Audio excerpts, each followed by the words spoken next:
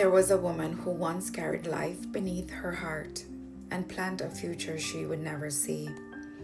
She counted the weeks, she folded tiny clothes, she whispered prayers over him, and then silence. No cry in the delivery room, no first breath, no celebration. Only the unbearable weight of holding a child who would never open their eyes. A stillborn is a different kind of pain. It's grief with no memories, love with no photos, a goodbye before a hello. And in that moment, she felt something inside her die too. But the story didn't stop there. Complications arose. Her body weakened. Her heart rate dropped. She remembers the room fading, voices sounding distant, and an overwhelming sense that she was slipping away. She wasn't just grieving death, she was meeting it. In that fragile space between this world and the next, she realized something. She had no strength left of her own. No inspiring words, no positive affirmations, just surrender. And in that surrender, she whispered the only name that still held power: Jesus. Not a long prayer, not a polished prayer, just a desperate one. And mercy met her there. Her body stabilized. Doctors called it timing, some called it medicine, but she knew it was grace. She had been given a second chance at life, not because she earned it, not because she deserved it, but because God was not finished with her story. This is my story. I am her. So listen carefully. Sometimes God doesn't stop the storm.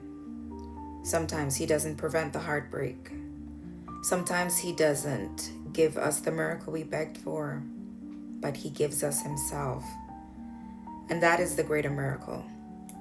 If you are hurting now, if you've buried a dream, a child, a marriage, a vision of yourself, if you feel like something inside you died, hear me. The same God who met me in that hospital room meets you in your living room, in your car, in your tears at 2 a.m. In John 11:25, Jesus says, I am the resurrection and the life. The one who believes in me will live even though they die. That promise isn't just about eternity. It's about now. He resurrects hope. He resurrects purpose. He resurrects broken hearts. My child's life was brief, but it was not meaningless. That loss became the soil where deeper faith grew. The encounter with death became the doorway to understanding how precious life really is. My second chance became a mission to tell others that despair is not the end of the story. You may feel buried, but seeds are buried too. And what looks like the end may simply be the place where God begins something eternal. If you still have breath in your lungs, there is purpose in your pain. If you woke up this morning, mercy is still speaking your name.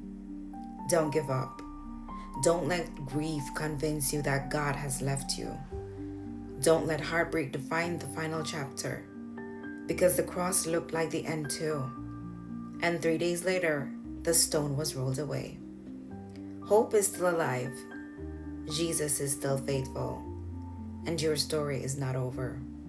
Hold on. Even when all you can whisper is His name, especially then.